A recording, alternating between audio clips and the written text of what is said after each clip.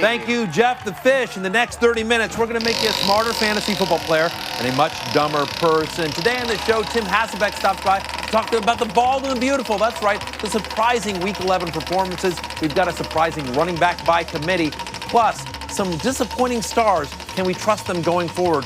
But first, Secret Squirrel, today's show will be... a roller coaster of emotion and puppets. I'll tune in for that.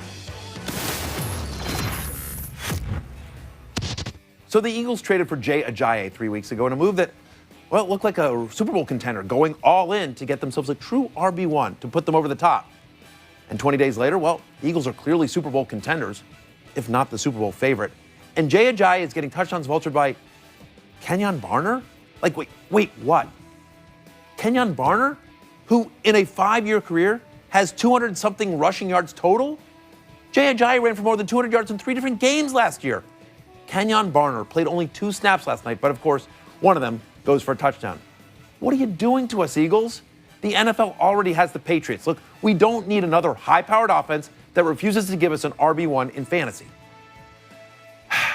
But here we are. The Eagles now an obvious running back by committee situation. To my eyes, Ajayi is the best back in the rotation.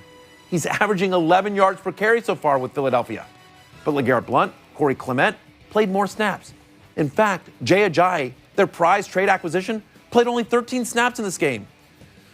Ajayi's workload should increase, but not enough. Blount and Clement will continue to be involved, just enough to be annoying. Kind of like how we use Daniel on this show, just enough to be annoying. Whoa there, Barry. I love dragging the dop as much as the next straw man, but annoying, yeah, that's my job around here, pal.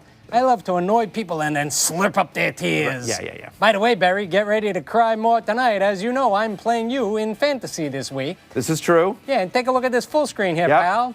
As you can see, I only need 91.2 points from Doug Baldwin to defeat you. Just 10 receptions for 212 yards and 10 touchdowns, or 46 two-point conversions, whichever is easier. And, my friend, it's PPR, so you are surely doomed. My apologies, Daniel. Strawman clearly more annoying than you. Hey, thanks, buddy. You're welcome. All right, so if I can get back to the Eagles running back situation, look, it is a running back by committee. So as the trade deadline approaches this Wednesday, it's important to note that, frustrating as it may be, until we see it on the field, Jay Ajayi, not the RB1 we thought going forward, but rather just a mid-tier RB2 with upside. It kind of makes me want to cry. And when you cry, I will be here to slurp your tears.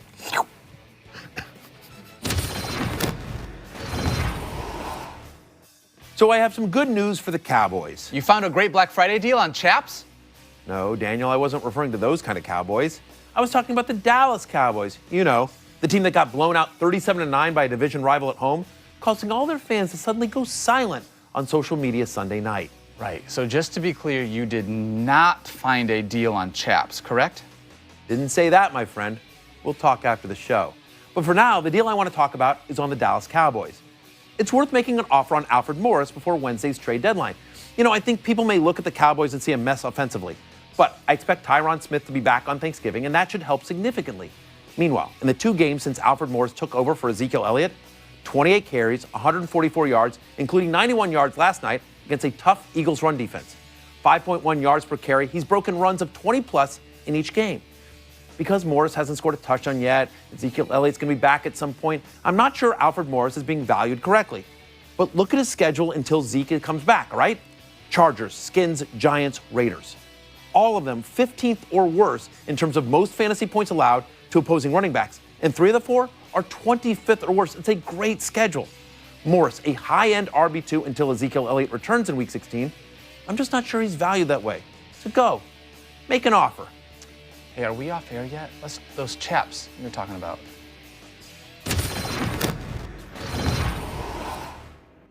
Okay, so yesterday, as you may have heard, Bills rookie quarterback Nathan Peterman threw 5 interceptions in the first half. It was brutal. You have to feel bad the kid was even put in that situation. Peterman had -7 fantasy points on the day.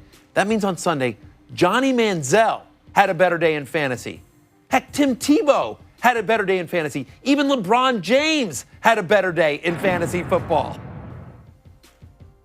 But look, While every other show is dumping on Peterman and ripping Bills head coach Sean McDermott for the decision to bench Tyrod Taylor, we're not going to do that here.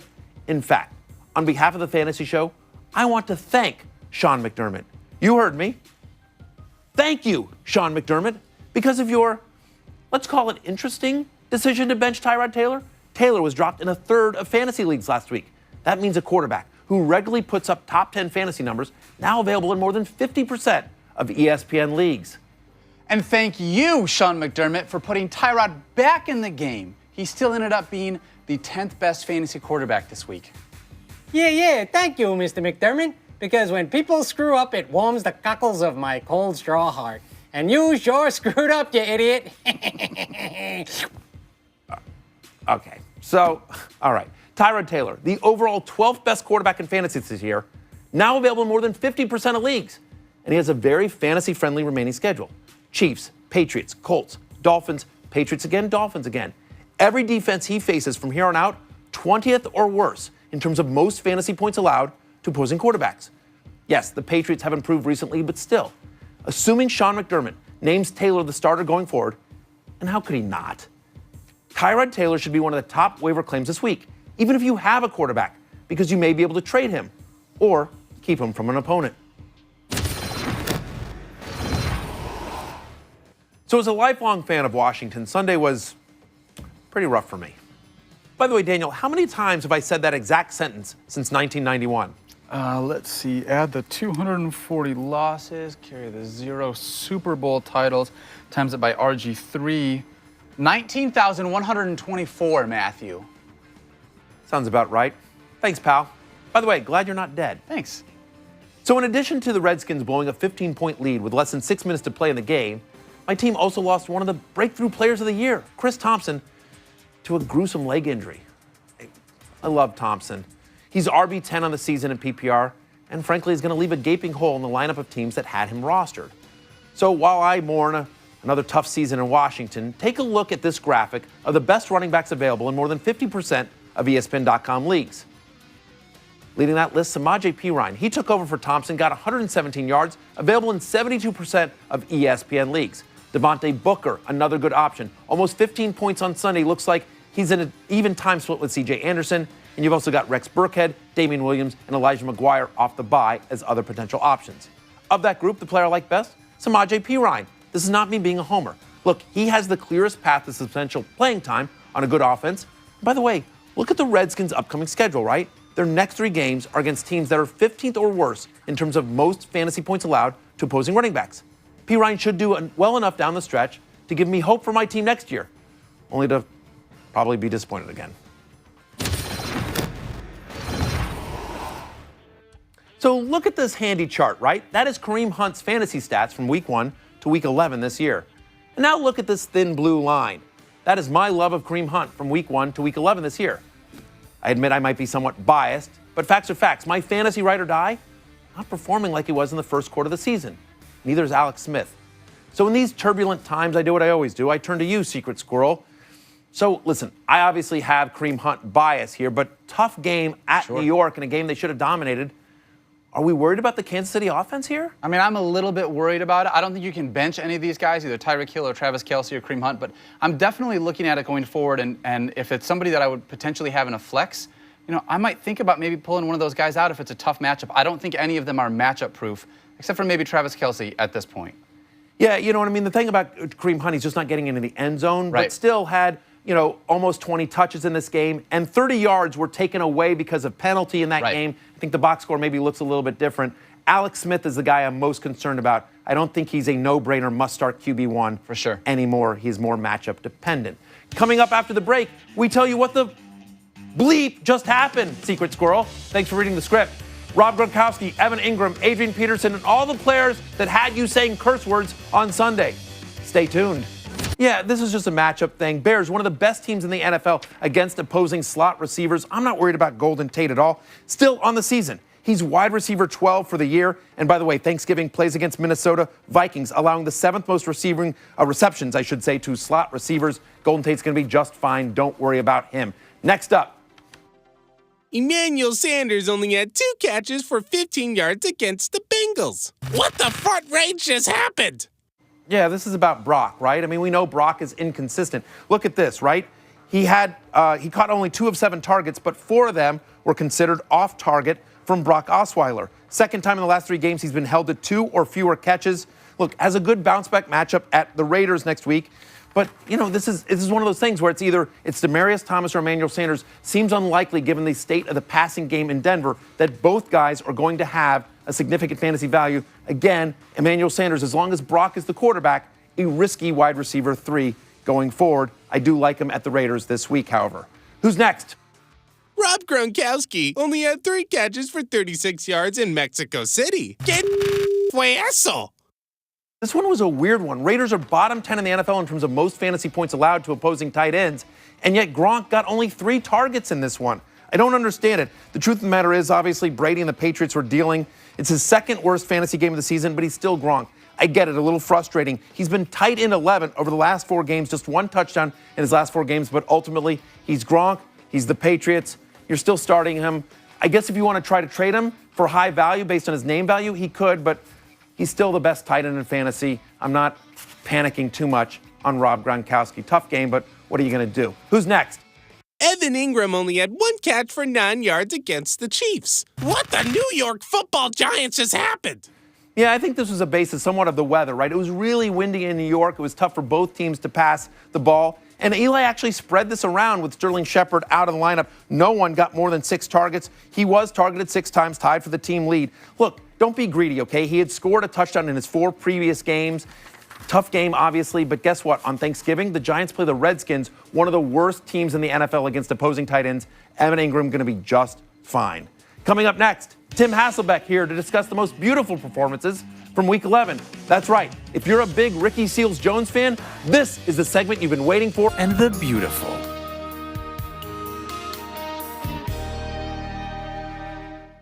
All righty, Tim Hasselbeck, you and I are both bald. Yep. So let's talk about the beautiful of Week 11, some surprising performances. And let's start with Arizona Cardinals tight end Ricky Seals-Jones, who coming into this week had played 1 snap in the NFL. And yet as we head into Monday Night Football, he is the #1 tight end in fantasy. We buying Ricky Seals-Jones?